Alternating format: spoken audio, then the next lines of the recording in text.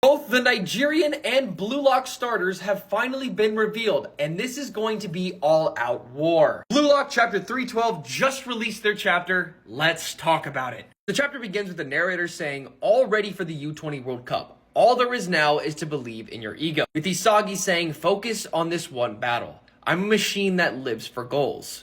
No, I'm the tool that will make Japan the world's best, as he laces up his shoes and breathes out. We then cut to the main stadium between Japan and Nigeria for the Pifa U20 World Cup, the opener, if you will. As the announcer says, now the long-awaited first round of the U20 World Cup. Here are the starting members of Blue Lock Japan. As we see all the fans going crazy, Baratsuda and the rest of the individuals at Pifa in the press box, and just everyone losing their minds. The announcer then says in the next page, first off, goalkeeper Gen Gagamaru, with fans saying, whoa, those fireworks are awesome. We're counting on you, Guardian. Gagamaru. The GOAT! The GOAT himself is here! He won't let you down, I promise! The man with no haters. The GOAT.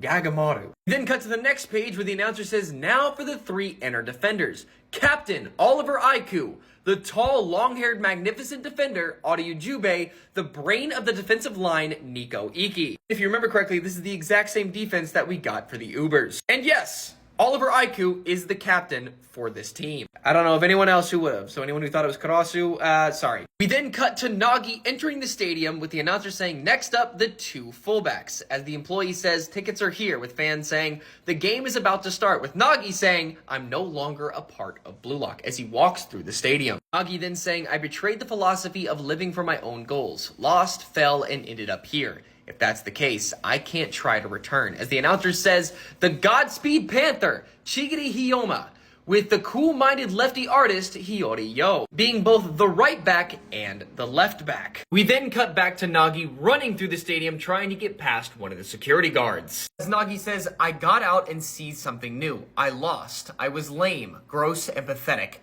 And only after facing that version of myself, I am finally starting to understand who I really am. As security says, hold on. As if a handout is going to do anything. Come on. I mean, if anything, Nagi needs a handout. You know what I mean? As in the next page, he pushes past and says, I'm seriously searching for that heat. As security says, hold on, wait. There's an intruder in the VIP floor. As Nagi saying, I am finally starting to realize that maybe I wasn't actually fired up just by playing soccer itself. The announcer saying, next are the midfielders. The unordinarily assassin Karasu Tabito and the freely changing all-rounder Mikage Reo. As Nagi says, the one who brought me to Blue Lock was Reo. But the reality is, everything ended up being worthless. Trying to stay by Reo's side. Trying to get fired up about it. So I won't play soccer just to be next to Reo anymore. As the announcer says, next the yellow technician, Bachida Meguru. And now for the final two forwards. The strongest striker of Blue Lock, the beast Itoshi Rin. As Nagi continues saying, it's not like I want to go back to Blue Lock or fight Isagi. As we cut back to Nagi as he opens the door where Baratsuda is in the press box, and this catches Baratsuda off guard. As Nagi says, the true heat buried deep inside me.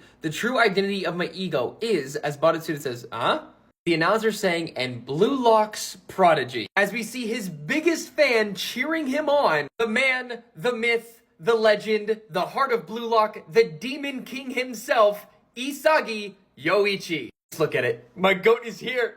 He's here. He's here. As Nagi continues in the next page, right when we see Isagi, by saying, when you believe you're the center of the world, your heart screams and you fire up. As we see somebody fist pump into the air. That fist bump being from none other than Nagi himself. As he states, and that feeling of ecstasy like a god. For that, I don't care if I lose everything else. With Nagi asking, hey Mr. Chairman, do you still have one spot open for me? As in the next page, we see Nagi and the entirety of his ego saying, I want to become the best in the world. I don't care if I have to crush Blue Lock.